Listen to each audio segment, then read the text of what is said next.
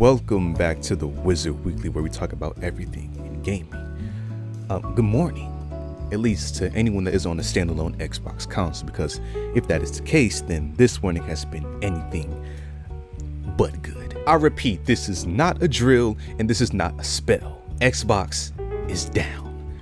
Good God. In the wee hours of this morning, it's currently 9 a.m. where I am, but at 7:55 a.m., Xbox sent out a tweet saying that issues with sign in, launch again, Xbox Live, you can't use any, friend features or any online games. All of that is down right now, and it's still going on because you can go to the Xbox status page, and while their core systems are up and running, as you can see, count and profile, friends and activity, and cloud gaming, which is a really big thing, especially for Xbox, since they bundled it with the Ultimate Game Pass and whatnot. It's all fucking down, and this comes right after PlayStation. The other day, right when I put up my video, later in that day, PlayStation was down for over 10 freaking hours, dude. And that blackout was pretty much the exact same case of this one, where you couldn't sign in, you couldn't play any online titles, and what I think the worst case for both of these situations is the fact that you couldn't play any single player games that required a perpetual online connection.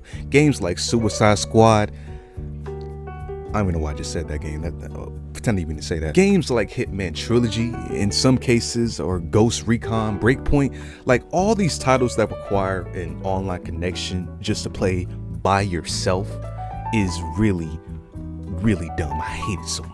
And I've made a plethora of videos talking about why that is. A lot of it has to do with DRM and making sure that you're not pirating the game or, doing anything that's not following their TOS, like having like mods and hacks in some of these online modes that these also single player games have. So just because of that, they lock it behind an online connection, and I'm lacking right now. I don't got no gameplay up. Like, this whole era of gaming where it's mostly internet based is, while it has a lot of advantages as far as like things like having updates and having perpetual new content being, shoved into all these games, it's moments like this morning and when PlayStation was down that shows that if all this shit goes down, like if the world grid just fucking collapses one day and internet is just gone, at least for a while, all these games that these people have cooked up are going to be cooked. All these DRM based, all these internet connection perpetual requirements, it's all going to be inaccessible like it is right now, when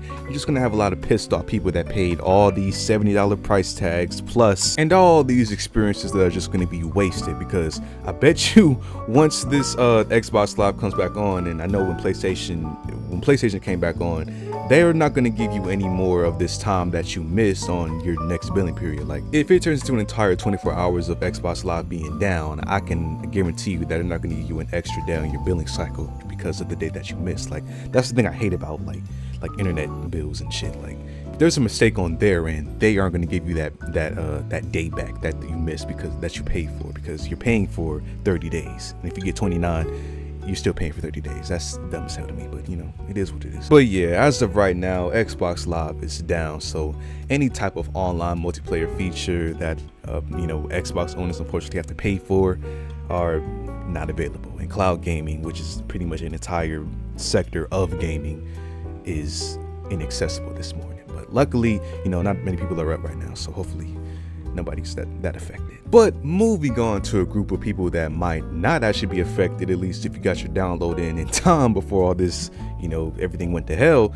Shattered Space DLC has dropped for Starfield after, its long awaited release, since it got its first trailer finally announced back at an Xbox showcase not that long ago. And from what I've heard, it's decent. I still haven't got the chance to play it yet because I'm still knee deep in the game of Echoes of Wisdom, because its puzzles are kicking my ass. I might have to drink some knowledge nectar from a witch if I don't tighten up in a minute. But yeah, this is Starfield's first $30 release since its release, and the game of Starfield, for me, I've been pretty vocal about how I enjoyed the game. I wasn't particularly blown away from it. It was just something that I enjoyed playing when I played it, and even replaying it, I had fun.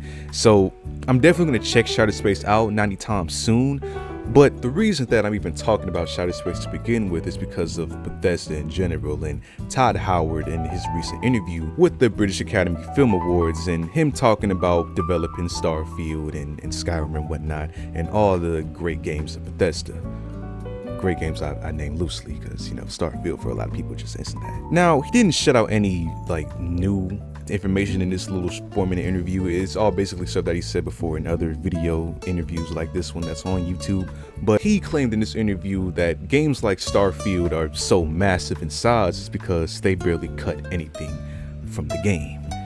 And I had some feelings about that. Now, if you don't know, Starfield launched at over 100 gigs download, and using the Xbox, the Microsoft Store downloader was hell because I don't know what's wrong with that installer. Sometimes it drops for me. I don't know if that's a common thing, but anyways. Todd Howard explained that the reason that games like Starfield are so huge in size is because they barely cut anything from the game in order to give an experience that, well, you can just do, at least explore to try to do anything in the game, like have some sort of idea in your head and try to make it to come to fruition. And as an enjoyer of Starfield, it's really easy for me to point out its flaws because there was a lot of content that you would have thought you would have got in Starfield that wasn't in there. So it makes me question, like, did they purposely cut a lot of the good stuff out of the game? Like, what? Like, for example, we only got those terrain vehicles just in one of the recent updates. I don't know if it was like a month or two ago, but you know, we all saw the little land vehicles that they added. You know, these Mars rover looking shits, and the fact that we got this so late, after almost a year after the game's release, when most of the game itself is planet exploration and doing all that shit on foot, which was annoying.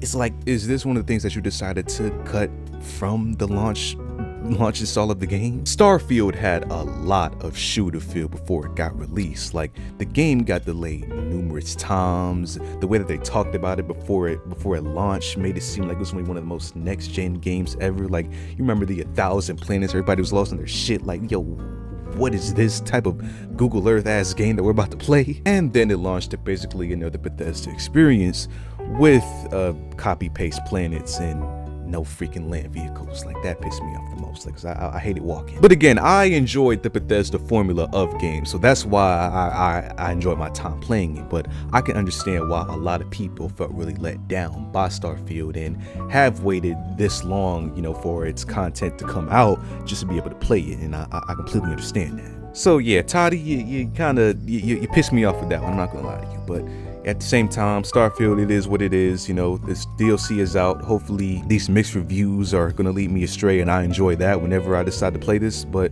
you know, we'll see what happens. And lastly for today, I want to talk about a loss that the Nintendo community, or at least fans of Nintendo games, have suffered in these last 24 hours, and that is the fact that one of the most prestigious emulators of all time, Ryujinx, has been pulled offline by its creator. Now, if you don't know, Ryujinx is an emulator for Switch games, which emulation can be legal. You know, I just want to put that out there before I continue. And before I get into the nitty-gritty of the details, basically, the creator, he took it down for his own, you know, legal safety. And the reason that this affects me at least so much is because not only because all, you know, Nintendo emulators are getting the boot right now. We all know about Yuzu and how that got fucked up. But the reason this is really affecting me is, well,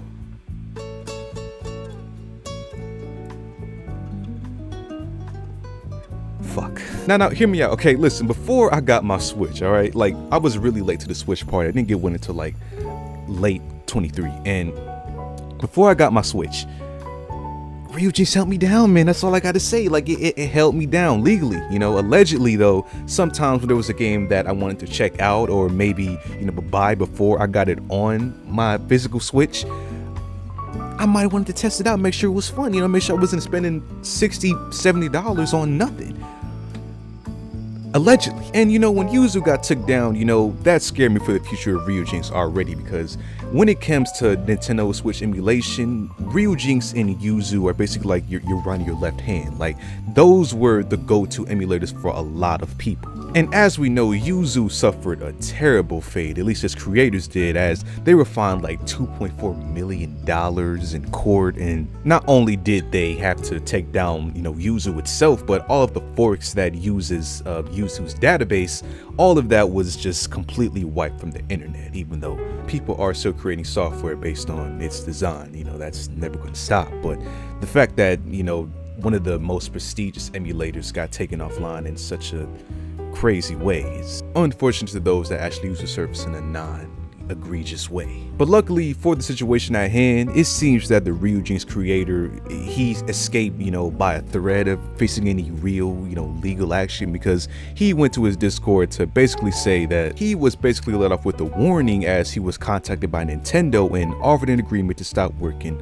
on the Ryujinx project and remove the whole organization and all of its related assets. So in short of this paragraph, he says that he's sorry and that he's grateful for all the memories and contribution to the emulator that people has put in. But in this situation, it's basically like finding a unicorn in the goddamn desert. Like, he escaped by a threat of facing any serious action because there was apparently screenshots of 𝐂𝐋𝐈𝐄𝐈𝐂 2 weeks ahead of its release on the emulator of Ryujinx floating around. So the fact that Nintendo didn't pull out the automatic and just clip this man with all the charges in the world is a blessing in its own right. And people know that, nobody's really blaming this person for shutting down. While it is sad, people are just going to make new copies of emulation. There are still other emulators out there for those that want to use this kind of gaming, but it doesn't change the fact that Nintendo was spazzing out on its war on piracy even to this day. Like, it's not slowing down anytime soon. Like, for every new emulator that they take down, there's going to be more that pop up, but there's going to be even more of Nintendo just losing their freaking minds over the internet and just trying whatever they can to protect their IP. Like, when they went over Gary's mod for having Nintendo assets in mods of a game that doesn't affect them in any real way, that's when I knew this was serious. It was serious before that. There's been long years of them going after YouTubers and whatnot for using music that you can't even find anywhere. So I can't act like this is something new, but it's not getting any better. But it still works though. Ryujinx does work in its latest update, but I'm sure going forward, support is going to drop, because sometimes when you're trying to start new Switch games, or allegedly sometimes when you're trying to start new Switch games, if you don't have the newest update, it won't work. So I'm sure that sometime down the line, Ryujinx, unless somebody makes up more updates for it on the internet, it's going to be the fun. And yeah, that's all I got to say for today, man. If you enjoyed, leave a like and subscribe, of course, and I'll see you on the next one.